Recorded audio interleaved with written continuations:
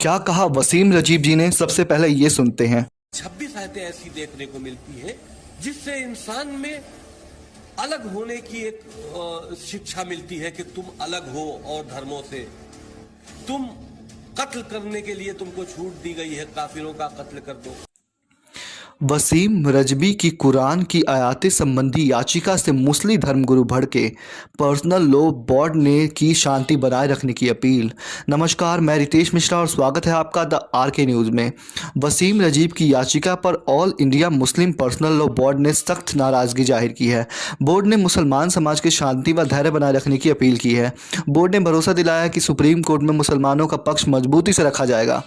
All India Muslim personal law board के महासचिव मौलाना वाली रहमानी ने कहा है कि वसीम रजवी की यह कदम पब्लिसिटी स्टंट है। उन्होंने कहा कि कुरान की किसी आयत में बदलाव के बारे में सोचने की कोई गुंजाइश ही नहीं है।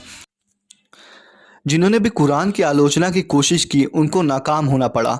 कुरान की आयतों को हटाने या मिटाने का मामला पूरी दुनिया के सभी मसलक मुसलमानों की आस्था से संबंधित है।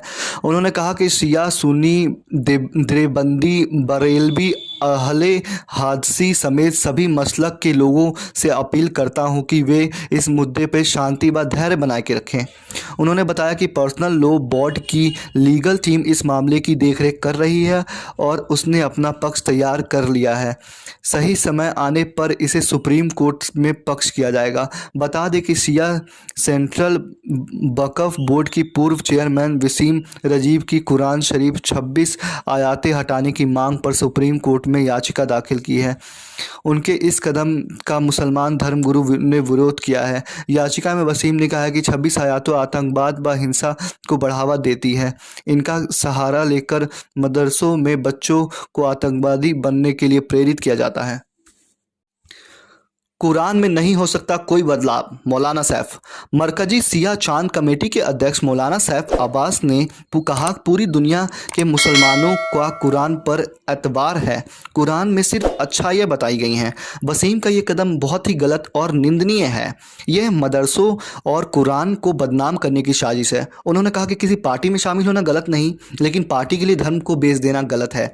मौलाना ने कहा कि कुरान की 26 आयतें हटाना पूरी दुनिया एक शब्द भी ऊपर नीचे नहीं किया जा सकता। देश की छवि हो रही है खराब, फिरंगी महली।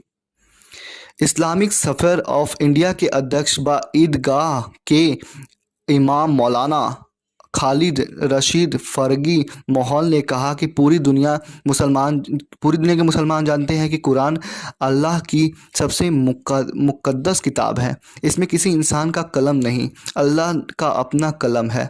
कुरान से एक शब्द भी बदलने की ताकत किसी में नहीं है। जिसने भी इसे बदलाव की याचिका दाखिल की है उसे देश में नहीं दुनिया भर के मुसलमान धार्मिक भावनाओं का ठेस पहुंचाया है। मौलाना ने कहा कि इससे देश की छवि दुनिया के सामने खराब हो रही है। उन्होंने उम्मीद जताई कि सुप्रीम कोर्ट यह याचिका कर ऐसे लोगों के खिलाफ सख्त कार्रवाई अपनाएगा।